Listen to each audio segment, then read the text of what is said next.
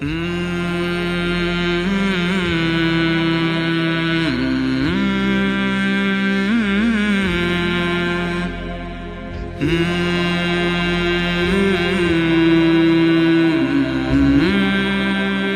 علیکم ورحمۃ اللہ وبرکاتہ۔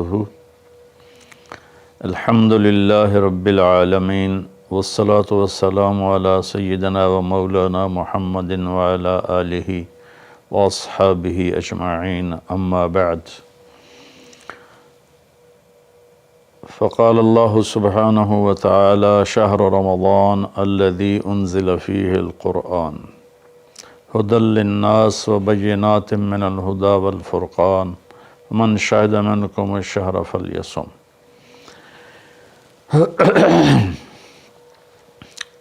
میرے محترم بھائیوں، دوستوں، بہنوں، بچوں، بچیوں، عزیزوں، جو سن رہے ہیں اور جن تک میری بات پہنچے گی،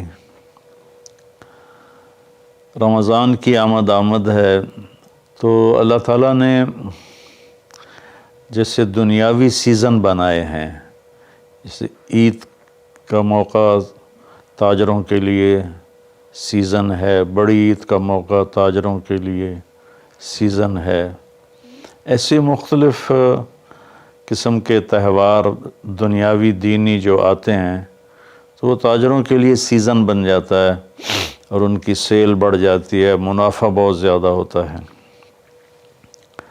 تو اسی طرح اللہ تعالیٰ نے بخشش کے بھی سیزن بنائے ہیں، جس میں سب سے بڑا سیزن وہ رمضان المبارک کا مہینہ ہے۔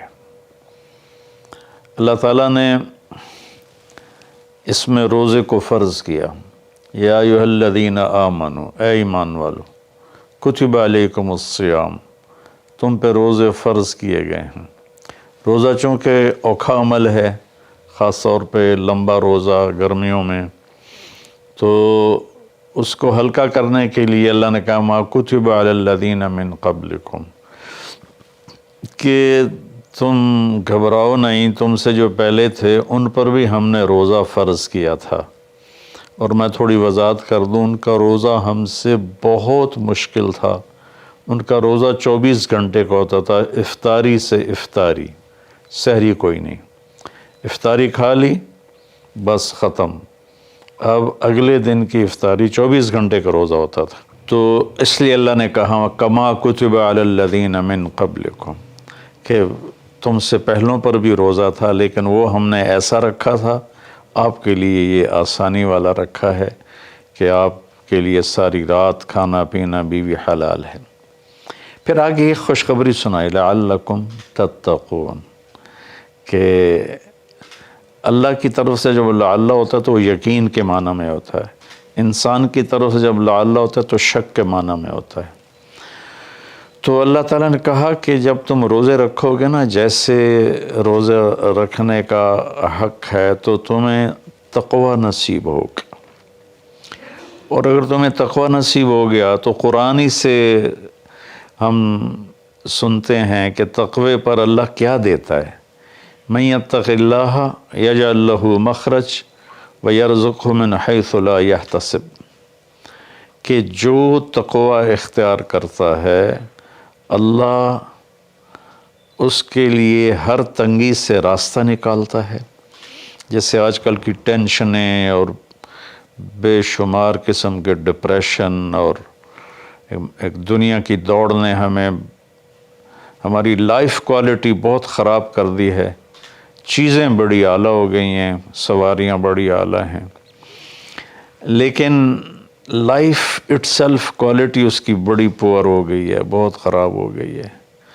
تو اللہ تعالیٰ فرماتا ہے کہ من یتق اللہ یجعل لہ مخرج، تو جب کہیں اس پر تنگی آئے گی، ذہنی یا ظاہری یا باطنی، تو اللہ اس کو راستہ دکھائے گا، اللہ ہاتھ پکڑ کے اس کو اس مشکل سے نکال کے باہر کھڑا کر دے گا۔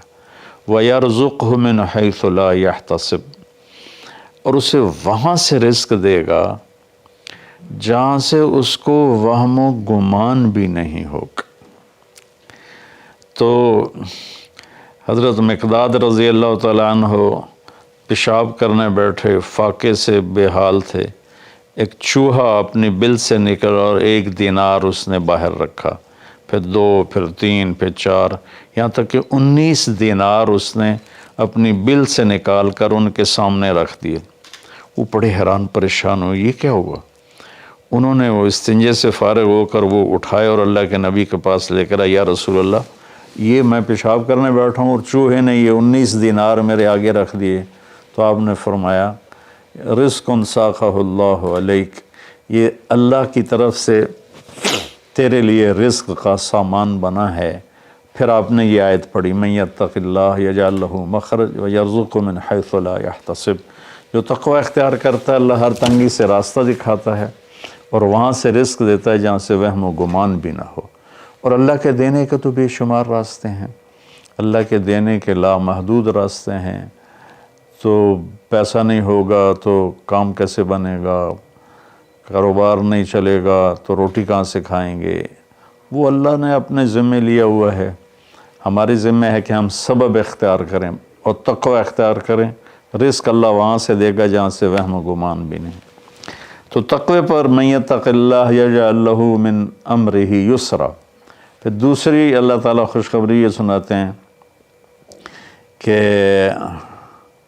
جو تقوی اختیار کرتا ہے نا، اللہ اس کے کاموں کو آسان کر دیتا ہے۔ اوروں کے لیے وہی کام مشکلات میں گھرا ہوتا ہے اور اس کے لیے مکھن سے بال کے نکلنے کی طرح اللہ اسے آسان فرما دیتا ہے۔ تیسرا تقوی کی جو فائدہ اللہ بتاتے ہیں، من یتق اللہ یکفر عنہ سیئاتہ ویعظم لہ اجرا، جو تقوی اختیار کرتا ہے وہ کوئی یہ نہیں کہ اس سے گناہ نہیں ہوتا، اس سے بھی گناہ ہوتا ہے۔ ہمارے ہاں یہ بڑا عجب تصور ہے کہ اگر کسی نے داڑھی رکھ لی، تبلیغ میں چلا گیا یا عالم بن گیا، بس اس سے تو کوئی گناہ ہونا ہی نہیں چاہیے اور ہم جو مرضی کرتے پھریں، ہمیں تو کوئی پوچھ نہیں، ہم دنیا دار ہیں۔ تو یہ بڑی گمراہی ہے۔ سوائے نبیوں کے کوئی بشر خطا سے پاک نہیں ہے، چاہے وہ کتنا ہی بڑے مرتبے والا ہو۔ خطا ہر انسان کے ساتھ لگی ہوئی، بلکہ وہ انسان ہی نہیں جس سے خطا نہ ہوتی ہو۔ تو اللہ تعالیٰ کہتا ہے یکفر عنہ سیئات، جو تقوی اختیار کرتے ہیں وہ اپنے گناہوں پہ نادم ہوتے ہیں، توبہ کرتے ہیں، تو اللہ تعالیٰ کہتا ہے ہم ان کے گناہوں کو مٹا دیتے ہیں۔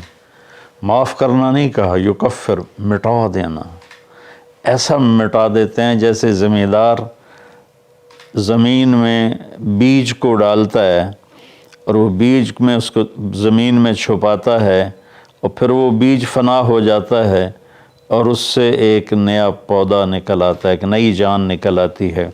ایسے اللہ تعالیٰ فرماتے ہیں، یہ نہیں کہا کہ یغفر لہو، اللہ تعالیٰ فرماتے ہیں یغفر کا مطلب ہوتا ہے چھپا دینا، اور یکفر کا مطلب ہوتا ہے صفائی کر دینا، مٹا دینا۔ اللہ ان کے گناہوں کو مٹا دیتا ہے کہ یہ جو کرامن کاتبین لکھ رہے ہیں نا، وہ ان کی کاپیوں سے بھی غائب کر دیتا ہے۔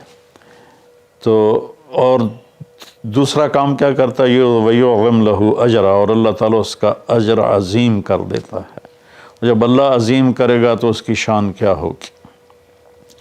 تو رمضان اللہ تعالیٰ نے ہمیں ایسی بڑی محنت، ایسی بڑی دولت دی ہے اپنی آخرت کو بنانے کے لیے۔ اس میں جسمانی صحت بھی ہے اور اس میں روحانی صحت بھی ہے۔ اس میں جسمانی صحت بھی ملتی ہے اگر روزے کے مقصد کو سمجھ کے کھانا پینا رکھا جائے، اور روحانی صحت بھی ملتی ہے کہ جتنا جسم پہ فاقہ آتا ہے، نفس میں روشنی پیدا ہوتی ہے، دل روشن ہوتا ہے۔ امام غزالی رحمۃ اللہ علیہ کا فرمان ہے، جس دن بھی میرے اوپر فاقہ آیا، میرے اوپر علم کا نیا دروازہ کھلا۔ تو اللہ تعالیٰ نے اپنے کرم سے ہمیں یہ مہینہ دیا، شہر رمضان۔ شہر عربی میں مہینے کو کہتے ہیں، اور شہر کا اصل مطلب ہے شہرت۔ تو مہینے کو شہر مشہور اس لیے کہتے ہیں کہ ہر مہینہ اپنے آپ ہی اپنی شہرت بناتا ہے۔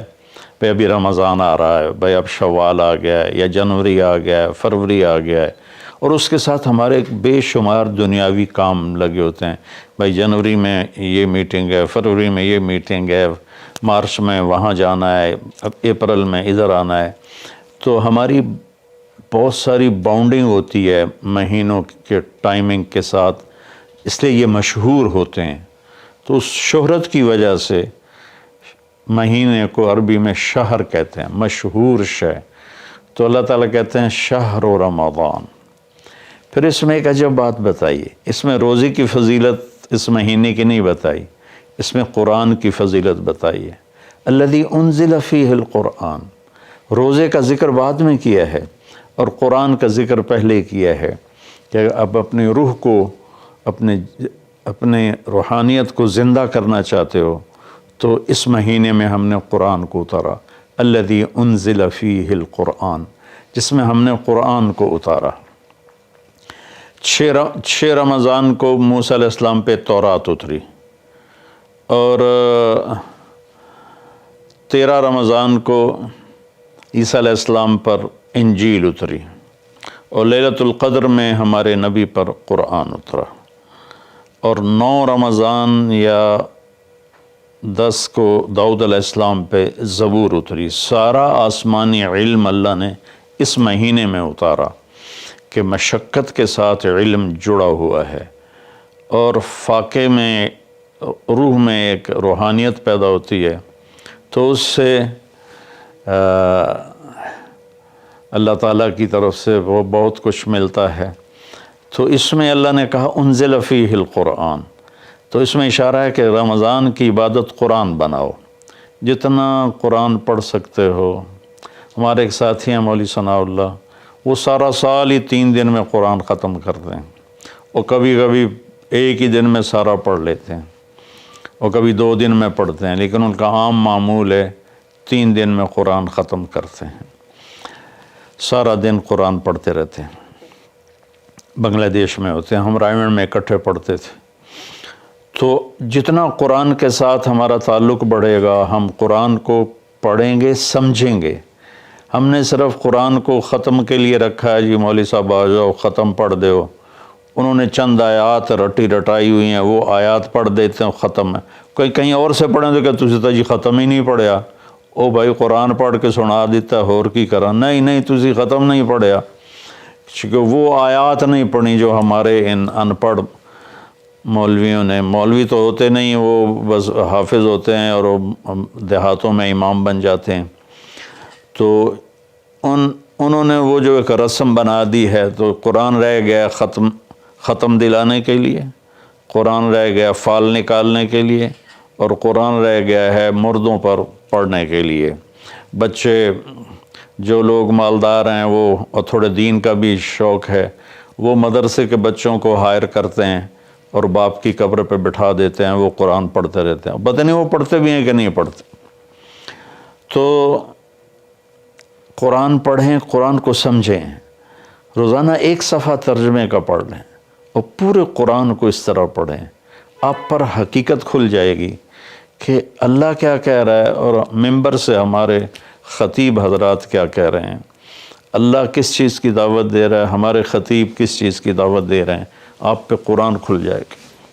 آپ حدیث پاک کو پڑھیں، نبی پاک کی سیرت کو پڑھیں. خاص طور پہ حدیث سے براہ راست استفادہ بھی بڑے اعلیٰ چیز ہے، لیکن جتنا سیرت سے میں اپنے ذاتی طور پر کہتا ہوں، جتنا میں نے سیرت سے سیکھا وہ کسی اور چیز سے نہیں سیکھا قرآن کے بعد. تو نبی پاک کی سیرت کو پڑھیں، قرآن کو پڑھیں. اپنے دنیاوی کام مختصر کر دیں، اپنے ملازموں کی ڈیوٹیاں بھی مختصر کر دیں. آپ کو اس کا اجر ملے گا، ان کے روزے رکھنے کا اجر ملے گا، اور ان کی تنخواہ بڑھا دیں، ان کی ڈبل تنخواہ کر دیں اس مہینے میں، تاکہ وہ کھلے ہو کر روزے رکھ سکیں، بچوں کو روزے رکھوا سکیں. ہم تو ایک افطاری پہ ہزاروں روپے اڑا دیں، اور ان کی پورے مہینے کی تنخواہ چند ہزار ہو تو وہ کھل کے روزہ تو نہیں رکھ سکے گا. تو انزل فیہ القرآن. پھر آگے اللہ نے کہا ھدی للناس.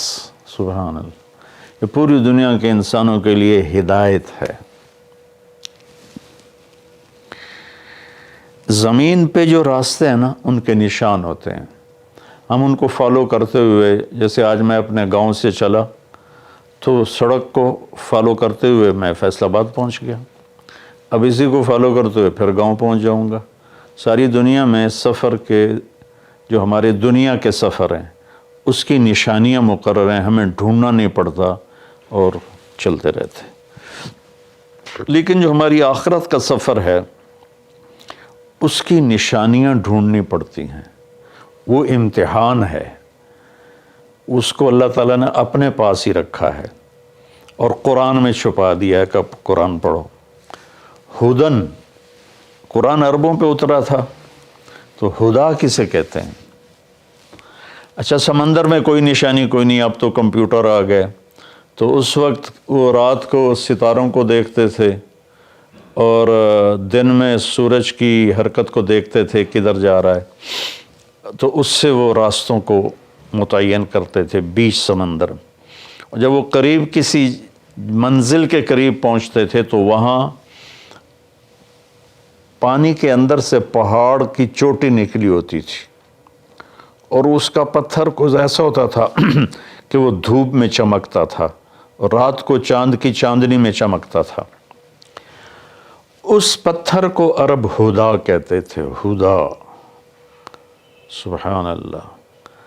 تو یہاں تشبیہ کیا ہے کہ ان زندگی کا سمندر ہے، زندگی ایک سمندر ہے جس میں آخرت کا راستہ ڈھونڈنا ہے، اور ہر انسان ایک کشتی ہے۔ اس کشتی کو اس نشان تک پہنچنا ہے جہاں سے راستہ ملتا ہے، جس کو ہدا کہتے ہیں۔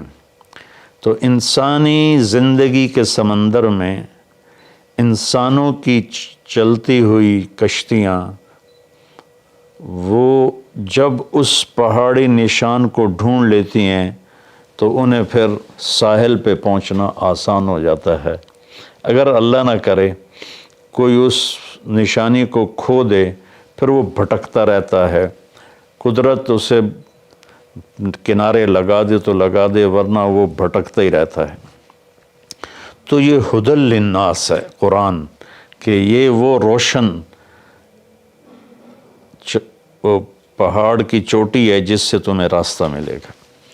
اب اس کو تھوڑا پیچھے سے ہم لیں، سورۃ فاتحہ سے ہم نے اللہ سے کہا اہدنا الصراط المستقیم، یا اللہ ہمیں ہدایت عطا فرما سیدھے راستے کی، یعنی وہ چٹان عطا فرما، اس چٹان تک پہنچا جو ہمیں سیدھے راستے تک پہنچائے، جس پر تیرے نیک لوگ چلے، جن پر تیرا انعام ہوا، اور ان لوگوں کے راستے سے بچا جن پر تیرا غضب ہوا اور ناراضگی ہوئی۔ تو جب ہم نے یہ دعا مانگی اللہ سے تو اللہ نے ہماری دعا کو قبول کیا اور قرآن اتار کر کہا الف لام میم ذالک الکتاب لا ریب فیہ ھدی للمتقین، یہ کتاب ہے جو ہر قسم کے شک و شبہ سے بالا تر ہے اور یہ متقین کے لیے ہدایت ہے۔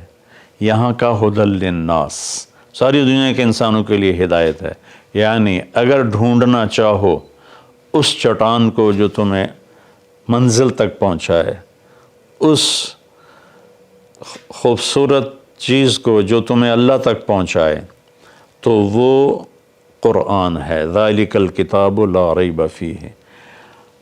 اور خاص طور پر جو تقوی اختیار کرے گا اسے اس قرآن سے راستہ ملے گا، وہ اس کو پہچان کر چلتے چلتے چلتے چلتے اللہ اس کے رسول کے دربار میں کامیابی سے پہنچ جائے گا۔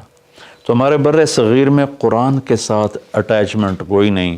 یہ مختلف بزرگوں کی کتابیں لکھی پڑھی ہیں، ان کی سیرت، لکھنے والا کون ہے، اس میں جو واقعہ ہے وہ کہاں سے نقل کیا ہے، اس کی کوئی سند نہیں۔ ایک بزرگ تھے، وہ 25 سال جنگلوں میں خاک چھانتے رہے، سرے سے شریعت نبوی کے خلاف واقعہ ہے کہ میرے نبی نے رہبانیت نہیں سکھائی، اور ان کی شان بیان کرنے میں یہ واقعہ میں نے بھی پڑھا کہ 25 سال جنگلوں کی خاک چھانی، شہر میں ہی نہیں گئے، تو یہ تو عیسائی راہبوں سے بھی بڑھ گئے۔ لا رہبانیت فی الاسلام، اسلام میں کوئی رہبانیت نہیں، تو ان قصوں کی نہ کوئی سند ہے، نہ کوئی دلیل ہے، نہ مصنف کی حیثیت کا پتہ ہے، تو ہم قصے کہانیوں میں گم ہیں اور بس قرآن پاک کے ساتھ بے وفا ہیں، قرآن سے وفا نہیں کی، قرآن کو سیکھا نہیں، قرآن کو پڑھا نہیں، قرآن کو سمجھا نہیں۔ اب تو اردو مفتی تقی صاحب دامت برکاتہم کا ترجمہ ایسا عالی شان ہے کہ جو تھوڑا سا بھی اردو جانتا ہے وہ اس سے پورا نفع اٹھا سکتا ہے۔